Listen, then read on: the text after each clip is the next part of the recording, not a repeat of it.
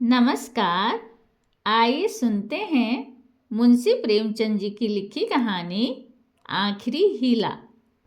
यद्यपि मेरी स्मरण शक्ति पृथ्वी के इतिहास की सारी स्मरणीय तारीखें भूल गई, वह तारीखें जिन्हें रातों को जागकर और मस्तिष्क को खपाकर याद किया था, मगर विवाह की तिथि समतल भूमि में एक स्तंभ की भांति अटल है। न भूलता हूँ, न भूल सकता हूँ। उससे पहले और पीछे की सारी घटनाएं दिल में मिट गई, उनका निशान तक बाकी नहीं। वह सारी अनेकता एक एकता में मिश्रित हो गई है और वह मेरे विवाह की तिथि है। चाहता हूँ उसे भूल जाओ, मगर जिस तिथि का नित्य प्रति सुमिरन किया जाता हो वह कैसे भूला जाए। नित्य प्रति सुमिरन क्यों करता हूँ, यह उस विपत्ति मारे से पूछिए जिसे भगवत भजन के सिवा जीवन के उद्धार का कोई आधार न रहा हो।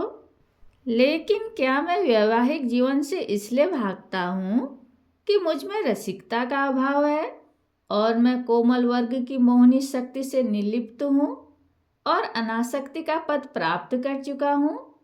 क्या मैं नहीं चाहता हूँ कि जब मैं सैर करने निकलूं तो हृदयेश्वरी भी मेरे साथ विराजमान हो, विलास वस्तुओं की दुकानों पर उनके साथ जाकर थोड़ी देर के लिए रसमय आग्रह का आनंद उठाऊं।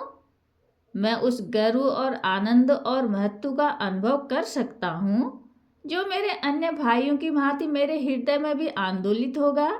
लेकिन मेरे भाग्य में वह खुशियाँ और वह रंग रेलियाँ नहीं हैं, क्योंकि चित्र का दूसरा पक्ष भी तो देखता हूँ। एक पक्ष जितना ही मोहक और आकर्षक है, दूसरा उतना ही हृदय विदारक और भयंकर। शाम हुई और आप बदनसीब बच्चे को गोद में लिए तेल या ईंधन की दुकान पर खड़े हैं। अंधेरा हुआ और आप आटे की पोटली बगल में दबाए गलियों में यूं कदम बढ़ाए हुए निकल जाते हैं मानो चोरी की है। सूर्य निकला और बालकों को गोद में लिए होम्योपैथ डॉक्टर की दुकान में टूटी कुर्सी पर आरूढ़ हैं। किसी खोचे वाले की रसीली आवाज सुनकर बालक ने गगनभेदी विलाप करना आरंभ किया और आपके प्राण सूखे। ऐसे बापों को भी देखा है जो दफ्तर से लौटते हुए पैसे दो पैसे की मूंगफली या रेवड़ियाँ लेकर लज्जास्पद शीघ्रता के साथ मुंह में रखते चले जाते हैं कि घर पहुंचते पहुंचते बालकों के आक्रमण से पहले ही यह पदार्थ समाप्त हो जाए। कितना निराशाजनक होता है यह दृश्य जब देखता हूँ कि मेले में बच्चा किसी खिलौने की दुकान के सामने मचल रहा है और पिता महोदय ऋषियों की सी विद्वता के साथ उसकी क्षणभंगुरता का राग अलाप रहे हैं। चित्र का पहला रूख तो मेरे लिए एक मदन स्वप्न है, दूसरा रूख भयंकर सत्य। इस सत्य के सामने मेरी सारी रसिकता अंतर्ध्यान हो जाती है। मेरी सारी मौलिकता, सारी रचनाशीलता इसी दाम्पत्य के फंदे से बचने में प्रयुक्त हुई है। जानता हूँ कि जाल के नीचे जाना है, मगर जाल जितना ही रंगीन है, दाना उतना ही घातक और विषैला। इस जाल में पक्षियों को तड़पते और फड़फड़ाते देखता हूँ और फिर भी जाल पर जा बैठता हूँ। लेकिन इधर कुछ दिनों से श्रीमती जी ने अविश्रांत रूप से आग्रह करना शुरू किया है कि मुझे बुला लो। पहले जब छुट्टियों में जाता था तो मेरा केवल कहाँ चलोगी कह देना उनकी चित्त शांति के लिए काफ़ी होता था। फिर मैंने झंझट है कहकर उन्हें तसल्ली देनी शुरू की। इसके बाद गृहस्थ जीवन की असुविधाओं से डराया, किंतु अब कुछ दिनों से उनका अविश्वास बढ़ता जाता है। अब मैंने छुट्टियों में भी उनके आग्रह के भय से घर जाना बंद कर दिया है कि कहीं वह मेरे साथ न चल खड़ी हों, और नाना प्रकार के बहानों से उन्हें आशंकित करता रहता हूँ। मेरा पहला बहाना पत्र संपादकों के जीवन की कहानियों के विषय में था। कभी 12 बजे के बाद सोना नसीब होता है, कभी रत जगा करना पड़ जाता है, सारे दिन गली गली ठोकरें खानी पड़ती हैं। उस पर तुर्रा यह है कि हमेशा सिर पर नंगी तलवार लटकती रहती है। न जाने कब गिरफ्तार हो जाऊं, कब जमानत तलब हो जाए। खुफिया पुलिस की एक फौज हमेशा पीछे पड़ी रहती है। कभी बाजार में निकल जाता हूँ तो लोग उंगलियां उठाकर कहते हैं, वह जा रहा है अखबार वाला। मानो संसार में जितनी दैविक, आधी दैविक, भौतिक, आधी भौतिक बाधाएं हैं, उनका उत्तरादायी मैं हूँ। मानो मेरा मस्तिष्क झूठी खबरें गढ़ने का कार्यालय है। सारा दिन अफसरों की सलामी और पुलिस की खुशामद में गुजर जाता है। कांस्टेबलों को देखा और प्राण पीड़ा होने लगी। मेरी तो यह हालत है और हुक्काम है कि मेरी सूरत से कांपते हैं। एक दिन दुर्भाग्यवश एक अंग्रेज के बंगले की तरफ जा निकला। साहब ने पूछा, क्या काम करता है? मैंने गर्व के साथ कहा, पत्र का संपादक हूँ। साहब तुरंत अंदर घुस गए और कपाट मुद्रित कर लिए। फिर मैंने मेम साहब और बाबा लोगों को खिड़कियों से झांकते देखा, मानो कोई भयंकर जंतु हूँ। एक बार रेलगाड़ी में सफ़र कर रहा था, साथ में और भी कई मित्र थे, इसलिए अपने पद का सम्मान निभाने के लिए सेकेंड क्लास का टिकट लेना पड़ा। गाड़ी में बैठा तो एक साहब ने मेरे सूटकेस पर मेरा नाम और पेशा देखते ही तुरंत अपना संदूक खोला और रिवॉल्वर निकालकर मेरे सामने गोलियां भरी, जिससे मुझे मालूम हो जाए कि वह मुझसे सचेत हैं। मैंने देवी जी से अपनी आर्थिक कठिनाई की कभी चर्चा न की, क्योंकि मैं रमणियों के सामने यह जिक्र करना अपनी मर्यादा के विरुद्ध समझता हूँ। हालांकि वह चर्चा करता तो देवी जी की दया का अवश्य पात्र बन जाता।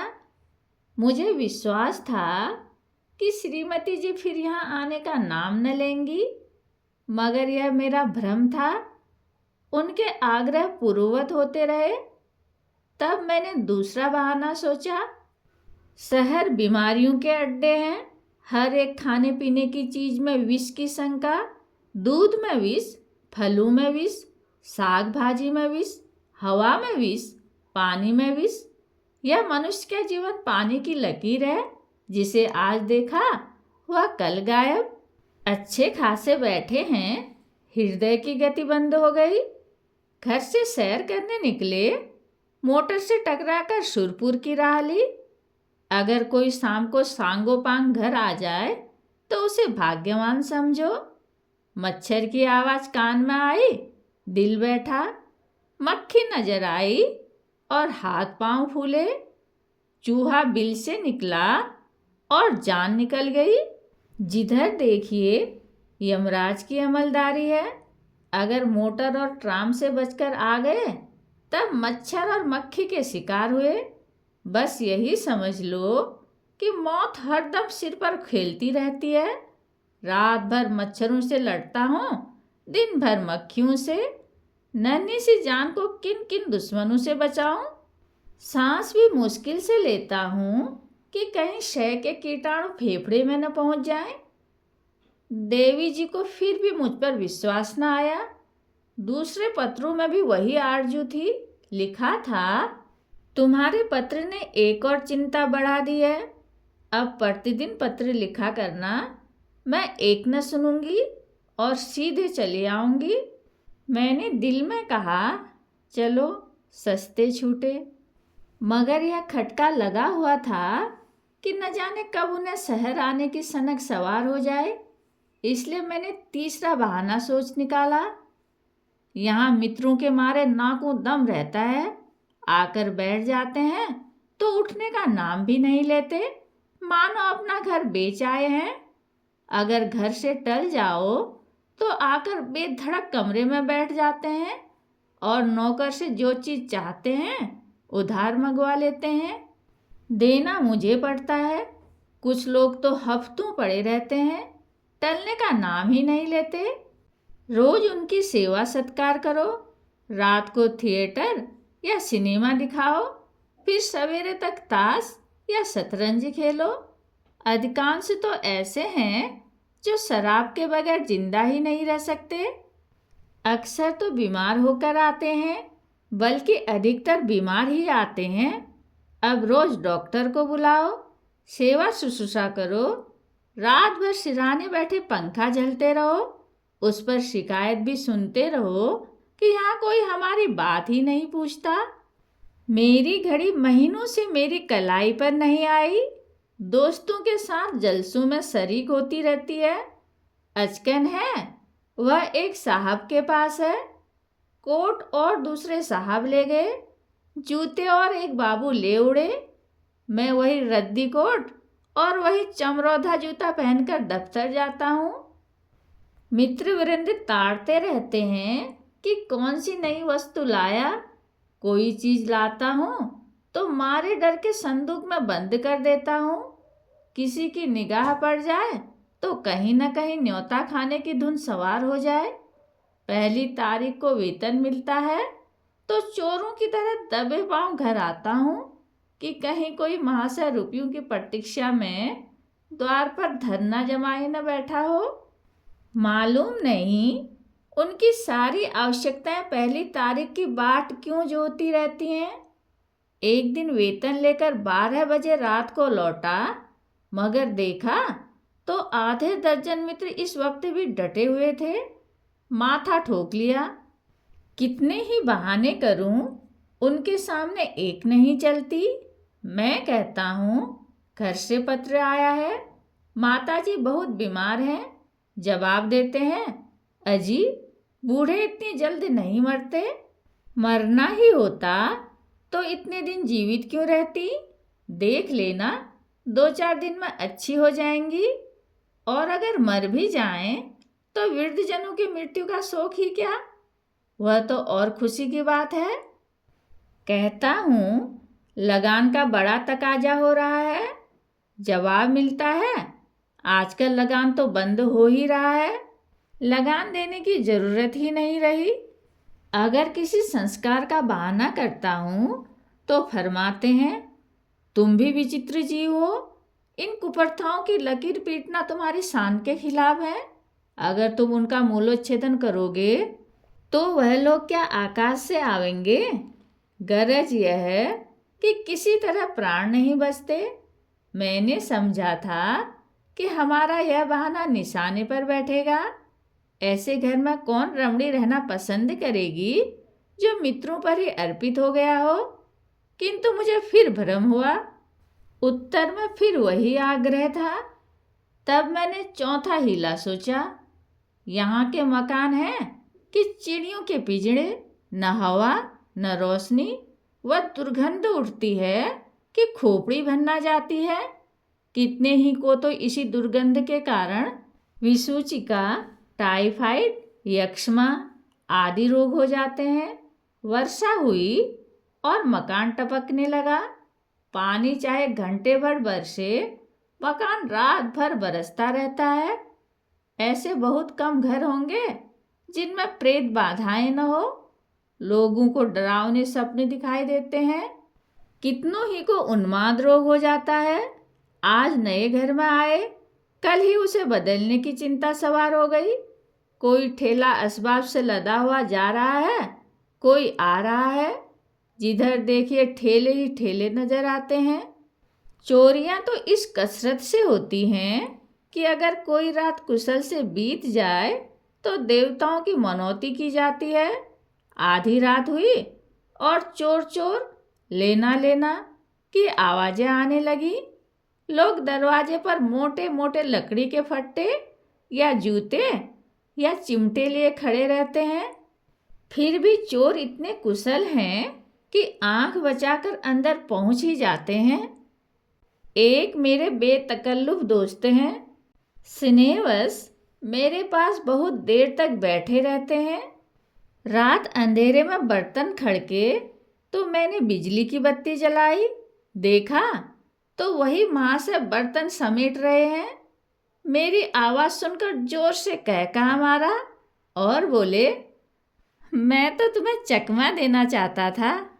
मैंने दिल में समझ लिया, अगर निकल जाते तो बर्तन आपके थे, जब जाग पड़ा तो चकमा हो गया। घर में आए कैसे थे यह रहस्य है। कदाचित रात को ताश खेलकर चले तो बाहर जाने के बदले नीचे अंधेरी कोठरी में छिप गए। एक दिन एक महाशय मुझसे पत्र लिखाने आए। कमरे में कलम दवात न थी। ऊपर के कमरे से लाने गया, लौटकर आया तो देखा आप गायब हैं और उसके साथ फाउंटेन पेन भी गायब है। सारांश यह है कि नगर जीवन नरक जीवन से कम दुखदाई नहीं है, मगर पत्नी जी पर नगरीय जीवन का ऐसा जादू चढ़ा हुआ है कि मेरा कोई बहाना उन पर असर नहीं करता। इस पत्र के जवाब में उन्होंने लिखा, मुझसे बहाना करते हो, मैं हरगिज न मानूंगी। तुम आकर मुझे ले जाओ। आखिर मुझे 5वां बहाना करना पड़ा। यह खोचे वालों के विषय में था। अभी बिस्तर से उठने की नौबत नहीं आई कि कानों में विचित्र आवाजें आने लगी। बाबुल के मीनार के निर्माण के साथ ऐसी निरर्थक आवाजें न आई होंगी। वह खोचे वालों की शब्द कीड़ा है। उचित तो यह था, यह खोचे वाले ढोल मंजीरे के साथ लोगों को अपनी चीजों की ओर आकर्षित करते, मगर इन औंधी अक्ल वालों को यह कहाँ सूझती है। ऐसा पैशाचिक स्वर निकालते हैं कि सुनने वालों के रोए खड़े हो जाते हैं। बच्चे माँ की गोद में चिमट जाते हैं। मैं भी रात को अक्सर चौंक पड़ता हूँ। एक दिन तो मेरे पड़ोस में एक दुर्घटना हो गई। 11 बजे थे। कोई महिला बच्चे को दूध पिलाने उठी थी। एकाएक जो किसी खोचे वाले की भयंकर ध्वनि कानों में आई तो चीख मारकर चिल्ला उठी और फिर बेहोश हो गई। महीनों की दवा दारू के बाद अच्छी हुई और अब रात को कानों में रुई डालकर सोती है। ऐसे कृत्य नगरों में नित्य होते रहते हैं। मेरे ही मित्रों में कई ऐसे हैं जो अपनी स्त्रियों को घर से लाए, मगर बेचारियां दूसरे ही दिन इन आवाज़ों से भयभीत होकर लौट गईं। श्रीमती जी ने इसके जवाब में लिखा, तुम समझते हो मैं खोचे वालों की आवाज़ों से डर जाऊंगी। यहाँ गीदड़ों का हौवाना और उल्लू का चीखना सुनकर तो डरती नहीं, खोचे वालों से क्या डरूंगी। अंत में मुझे एक ऐसा बहाना सूझा जिसकी सफलता का मुझे पूरा विश्वास था। यद्यपि इसमें कुछ बदनामी थी, लेकिन बदनामी से उतना नहीं डरता जितना उस विपत्ति से। फिर मैंने लिखा, शहर शरीफ जादियों के रहने की जगह नहीं। यहाँ की महरियाँ इतनी कटुभाषणी हैं कि बातों का जवाब गालियों से देती हैं, और उनके बनाव संवार का क्या पूछना। भले घर की स्त्रियां तो उनके ठाट बाट देखकर ही शर्म से पानी पानी हो जाती हैं। सिर से पांव तक सोने से लदी हुई सामने से निकल जाती हैं तो ऐसा मालूम होता है कि सुगंध की लपट निकल गई। गृहिणियां ये ठाट बाट कहाँ से लाएं? उन्हें तो और भी सैकड़ों चिंताएं हैं। इन महरियों को तो बनाव श्रृंगार के सिवा दूसरा काम ही नहीं। नित्य नई सजधज, नित्य नई अदा, और चंचलता तो इस गजब की है मानो अंगों में रक्त की जगह पारा भर दिया हो। उनका चमकना और मटकना और मुस्कुराना देखकर गृहिणियां लज्जित हो जाती हैं और ऐसी दीदा दिलेर हैं कि जबरदस्ती घरों में घुस पड़ती हैं। जिधर देखो उनका मेला सा लगा हुआ है। इसके मारे भले आदमियों का घर में बैठना मुश्किल है। कोई खत लिखाने के बहाने से आ जाती हैं, कोई खत पढ़ाने के बहाने से। असली बात तो यह है कि गृह देवियों का रंग फीका करने में उन्हें आनंद आता है। इसलिए शरीफ जादियां बहुत कम शहरों में आती हैं। मालूम नहीं इस पत्र में मुझसे क्या गलती हुई कि तीसरे दिन पत्नी जी एक बूढ़े कहार के साथ मेरा पता पूछती हुई अपने तीनों बच्चों को लिए एक असाध्य रोग की भांति आ डटी। मैंने बदहवास होकर पूछा, क्यों, कुशल तो है? पत्नी जी ने चादर उतारते हुए कहा, घर में कोई चुड़ैल बैठी तो नहीं है? यहाँ किसी ने कदम रखा तो नाक काट लूंगी। हाँ, जो तुम्हारी सह न हो। अच्छा, तो अब रहस्य खुला। मैंने सिर पीट लिया। क्या जानता था अपना तमाचा अपने ही मुंह पर पड़ेगा। कहानी सुनने के लिए धन्यवाद।